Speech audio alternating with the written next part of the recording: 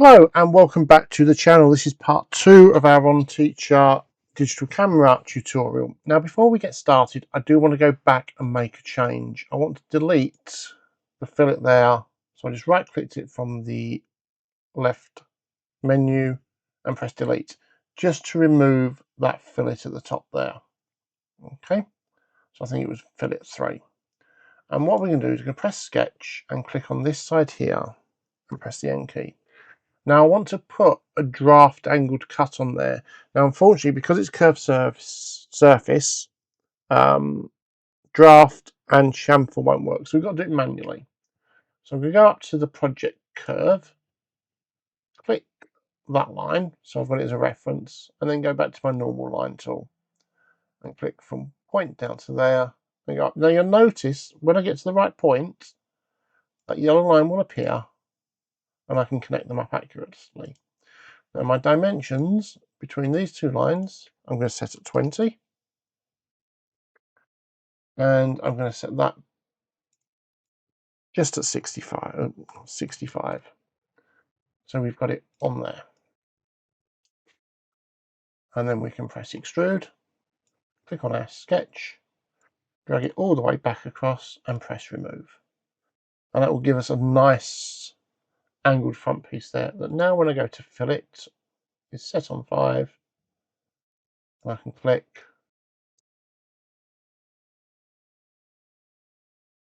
And we've now got a nicer looking front to that camera there.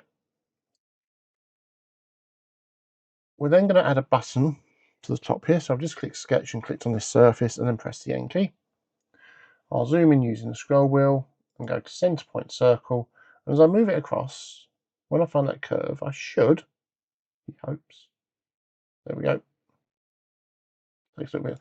That just tells me that this is centered. So if I type in 18 there, my hole is centered with this curve. You have to be slow and careful until you find it, but it should lock on. We can press that top button there, extrude, sketch 5, and I'm just going to do about 2 millimeters, maybe 3, and press the tick. And then we'll add a fillet onto that edge. So we've got a button on the front there. Next, we need to put a hole in for the lens. So sketch, click on the front there, press N. I'm going to use the same center point circle, but this time I'm going to try. So we'll go up to the top there, and if you notice, I've got a dotted line coming down, which I can use as a reference to find the center. So my lens is going to be in the center of that. I'm going to set it to 45, press the tick, extrude, opposite direction, remove, and we'll do 10 millimeters. So this is the hole for the lens to go in. On top of that, we're going to go back to the same sketch, or we're going to click sketch on the same surface, I should say. And we use 2 tools to speed things up. I'm going to use the use tool again, and click on the circle, and then just down from it is the offset tool, which I'm going to click on, press enter, type in 15. 15 is too much, so we'll try 10. Oops, 10, and press the tick.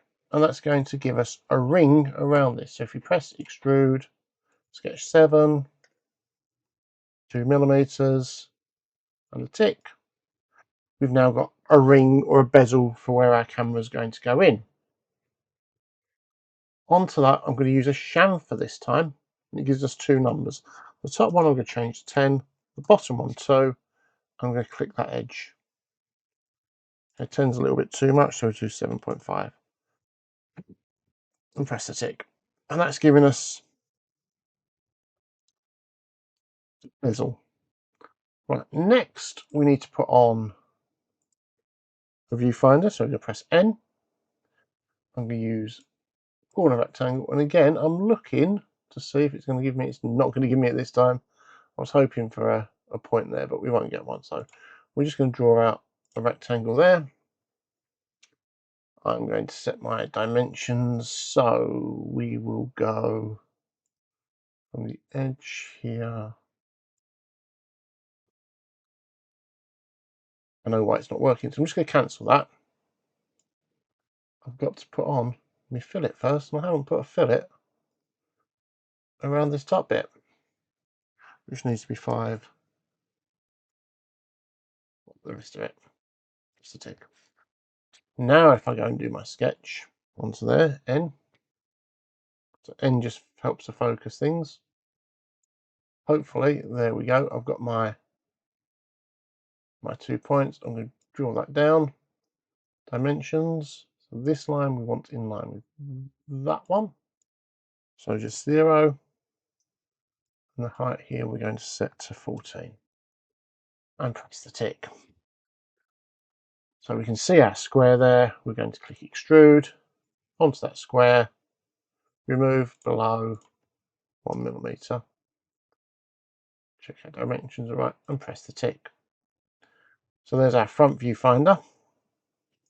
Now there is a way of going to sketch 8, pressing extrude again and doing the same thing again, but it's going to appear on this back thing. So the first thing we do is press remove. Depth is 1. Offset is 39, but we have to change the direction. There we go. Hopefully if I spin that round now, we've got a button on the back there. Sorry, a screen on the back there. Next, talking of screens, that is our next point. So sketch, click onto the back, press the N key, use the corner rectangle again. Now this time, I'm going to set that to 100. I'm not going to set this dimension. I'm going to evenly space it. So I'm going to use the dimension button. I'm going to click from one end to the other. We're going to set that one at 10. And then the 2 top pieces are going to be 5 and 5. And I'm going to press the tick. Now I'm going to try and save us a bit of time here when we do the screen, because the screen needs an edge or frame around it. So we're going to use Sketch 9 extrude, and we're going to do thin. You just click Sketch 9 again. Now straight away it's put a 5mm, so I'm going to change that down to 2. I'm going to change the distance to 2. And I'm going to press tick.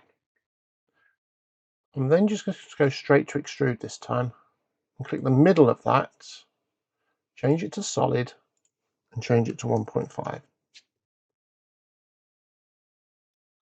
And that will then give us our screen. Now we've already looked at rounding, so I'm hoping I don't need to go in too much into it, but we can use the fillet tool and you can click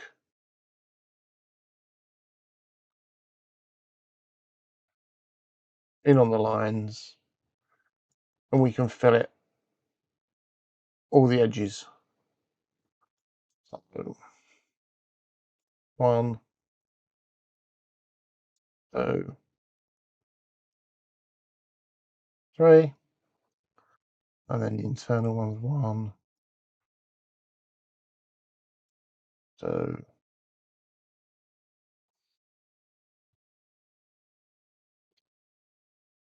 just a tick.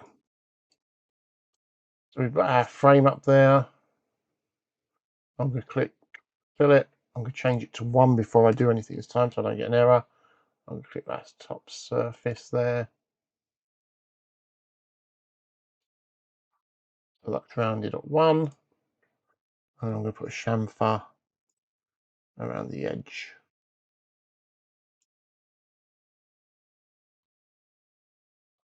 5 and 5 won't work. Let's try 2. 2. Might have to click. Okay, it's not going to work with the chamfer, so we'll cancel that. So there's our back screen.